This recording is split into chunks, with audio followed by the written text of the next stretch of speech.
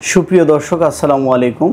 আজকের আলোচনার বিষয় ব্রেস্ট টিউমার বা স্তন টিউমার কয় প্রকারের হয়ে থাকে আর এটি কখন ক্যান্সার পর্যায়ে যায় এবং কি কারণে ব্রেস্ট টিউমার দেখা দেয়, ব্রেস্ট টিউমার দেখা দিলে কি লক্ষণ বা সিমটম দেখা দিতে পারে, কিভাবে আপনি বুঝবেন যে আপনার ব্রেস্ট টিউমার হয়েছে, আর এই রোগ বংশগতভাবে হয় কি না, আর এই রোগ হলে আপনি একেবারেই কোন কাজগুলো আপনার করা যাবে না এবং কোন কাজগুলো করবেন, আর এর জন্য বিনা অপারেশনে কি চিকিৎসা রয়েছে, হোমিওপ্যাথিতে কি চিকিৎসা রয়েছে, কি ঔষধ রয়েছে, হোমিওপ্যাথিতে কি ঔষধ ব্যবহার হয়ে থাকে, এ বিষয়ে বিস্তারিত আজকে আলোচনা করব। সো বুঝতেই পারছেন আজকের এই ভিডিওটা যারা স্তন টিউমারের রোগী বা আপনার পরিবারের কারো যদি স্তন টিউমার বা স্তন ক্যান্সার হয়ে থাকে তাহলে এই ভিডিওটি আপনার জন্যই। বন্ধুরা, আমি ডাক্তার আল মাহমুদ, খিদমা হোমিও হলের পক্ষ থেকে আজকের এই স্বাস্থ্য পরামর্শমূলক ভিডিওতে আপনাকে স্বাগত জানাচ্ছি। স্তন টিউমার মূলত দুই ধরনের হয়ে থাকে,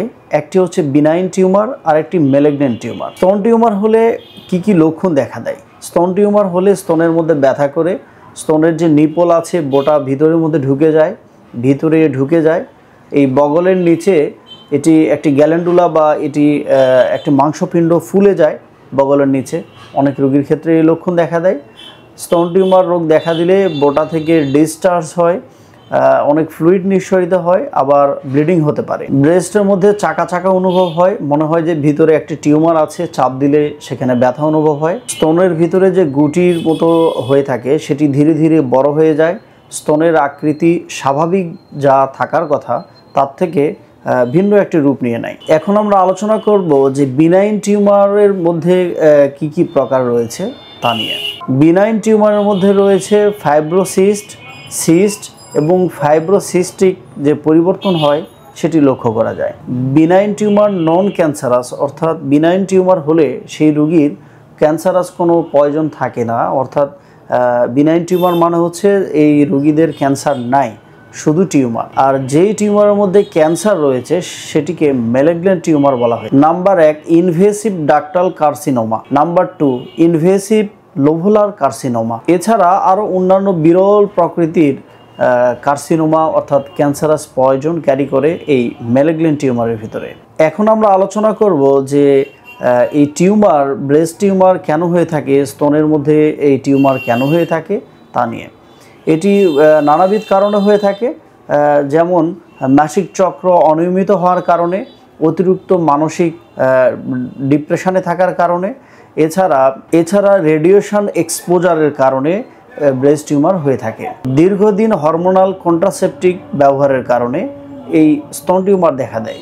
অনিয়মিত জীবনযাত্রা, স্থূলতা, এছাড়া দীর্ঘদিন সন্তান না নেওয়া বা সন্তান না হওয়ার কারণে এই সমস্যা দেখা দিতে পারে। জেনেটিক বা পারিবারিকভাবে বা বংশগতভাবে এই রোগ চলে আসতে পারে। হরমোনাল ইমব্যালেন্সের কারণে, বিশেষ করে এস্ট্রোজেন এবং প্রজেস্টেরন হরমোনের সমস্যার কারণে বা ভারসাম্যহীনতার কারণে এই সমস্যা কিন্তু দেখা দিতে পারে। বন্ধুরা, এখন আলোচনা করব এই রোগ যদি আপনার হয়ে থাকে আপনার জন্য কি করণীয় দিক রয়েছে এবং কি বর্জনীয় দিক রয়েছে, আপনি কি করবেন এবং কি করবেন না। প্রথমে আলোচনা করব যে এই রোগ যদি আপনার দেখা দেয়, অর্থাৎ স্তন টিউমার রোগ যদি আপনার দেখা দেয়, আপনি আপনার জন্য কি করণীয় দিক রয়েছে, কি করতে পারেন, ঘরোয়াভাবে কি উপায় রয়েছে, কি ফলো করবেন এই রোগ থেকে দ্রুত মুক্তি পাওয়ার জন্য, এবং এই রোগ দেখা দেওয়ার আগে থেকে আপনি কি পূর্ব প্রস্তুতি নিতে পারেন। সর্বপ্রথমে আমি যেটি বলবো যে আপনি যদি অনুভব করেন যে আপনার টিউমার হয়েছে, ব্রেস্টে হাত দিয়ে চাকা লাগতেছে, ব্যথা করছে, বা যে সিমটমগুলোর কথা বললাম এগুলোর মধ্যে আপনার সাথে মিলে যাচ্ছে, দেরি না করে খুব দ্রুত আপনি চিকিৎসকের পরামর্শ নিন। চিকিৎসকের পরামর্শ নিয়ে আপনি এই রোগের চিকিৎসা নিয়ে আপনি সুস্থতা লাভ করুন। আলট্রাসোনোগ্রাফি, ম্যানোগ্রাফি বা বায়োপসি করার মাধ্যমে বা এফএনএসি যদি করা লাগে সেই ক্ষেত্রে এফএনএসি করে জানা যাবে যে আপনার এই সমস্যা কত দূর কোন গ্রেডে আছে, সেটি ক্যান্সারাস নাকি নন ক্যান্সারাস, ম্যালিগন্যান্ট টিউমার নাকি বিনাইন টিউমার, কোন পর্যায়ে আছে, ফাইব্রোসিস্ট নাকি কোন পর্যায়ে আছে রোগটা, সর্বসাকুল্যে বোঝা যাবে এই টেস্ট করার মাধ্যমে। সেটি অবশ্যই চিকিৎসক বুঝতে পারবেন যে আপনার জন্য কোন টেস্টটি এখন করা দরকার। পর্যাপ্ত ঘুম এবং মানসিক প্রশান্তি বজায় রাখা দরকার। নিয়মিত স্তন পরীক্ষা, সেলফ ব্রেস্ট এক্সামিনেশন, মাঝে মাঝে দেখা যে আমার ব্রেস্টে কেমন আছে, এটি কোনো সমস্যা আছে কিনা, মাঝে মাঝে এটি দেখা দরকার।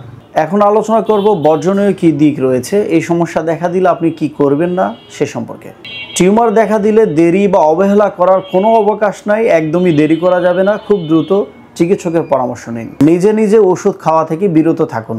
তৈলাক্ত এবং অতিরিক্ত ভাজা পোড়া, fast food, spicy food, burger, pizza, momo এই ধরনের খাবার খাওয়া থেকে আপনি সম্পূর্ণ বিরত থাকুন। বাইরে খোলামেলা তেলে ভাজা এগুলো খাবার খাওয়া থেকে বিরত থাকুন। অতিরিক্ত মানসিক চাপকে এড়িয়ে চলার চেষ্টা করুন। পর্যাপ্ত ঘুমানোর চেষ্টা করুন। ধূমপান এবং মদ্যপান থেকে বিরত থাকুন। হোমিওপ্যাথিতে এর জন্য চিকিৎসা এবং ঔষধ রয়েছে। হোমিওপ্যাথিতে গ্যারান্টির সাথে আমরা চিকিৎসা দিয়ে থাকি, বিনা অপারেশনের সম্পূর্ণ পার্শ্ব প্রতিক্রিয়ামুক্তভাবে আপনি এই রোগ থেকে সুস্থ হতে পারেন। জরুরি প্রয়োজনে স্ক্রিনে দেওয়া নাম্বারে আমাদের সাথে যোগাযোগ করতে পারেন। বন্ধুরা, এখন আলোচনা করব হোমিওপ্যাথিতে এর জন্য কি কি ঔষধ বহুল প্রচলিত ব্যবহার হয়ে থাকে তা নিয়ে। হোমিওপ্যাথিতে টিউমারের প্রকৃতি, আকৃতি, অবস্থান ও রোগীর সামগ্রিক উপসর্গের উপরে ভিত্তি করে মেডিসিন সিলেকশন করা হয়। কোনিয়াম 30 বা 1M পাওয়ার পর্যন্ত ব্যবহার হয়ে থাকে। এই মেডিসিনের লক্ষণ হচ্ছে স্তনের মধ্যে শক্ত থাকবে, গোটা হয়ে থাকবে, ব্যথা থাকবে। এই সমস্যা দেখা দিলে, এই লক্ষণ দেখা দিলে কোনিয়াম মেডিসিনটি ব্যবহার হয়ে থাকে। এছাড়া যাদের অনেক ব্যথা করে আর্নিকা মেডিসিন ব্যবহার হয়ে থাকে।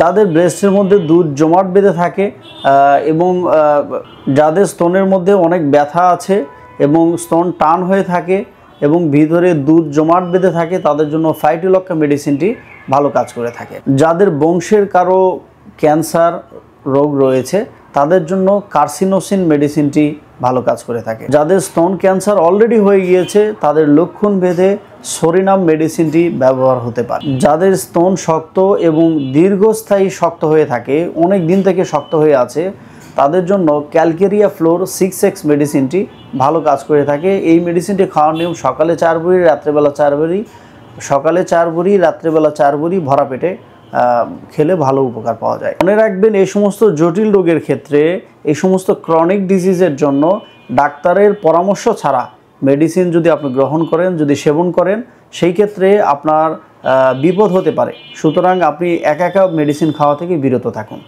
বন্ধুরা, আশা করছি আজকের এই ভিডিও থেকে আপনি অনেক সতর্কে থাকতে পারবেন, অনেক কিছু জানলেন, বুঝলেন এবং আগাম সতর্কতা অবলম্বন করতে পারবেন।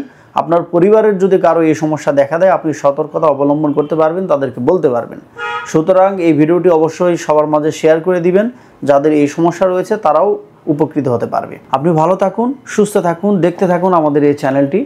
আপনার কোনো বিষয় জানার থাকলে আমাদেরকে কমেন্টস করে জানাবেন, পরবর্তীতে সে বিষয় নিয়ে কথা বলার চেষ্টা করবেন ইনশাআল্লাহ। সকলের সুস্থতা কামনা করে আজকের মতো এখানেই বিদায় নিচ্ছি বন্ধু। আল্লাহ হাফেজ।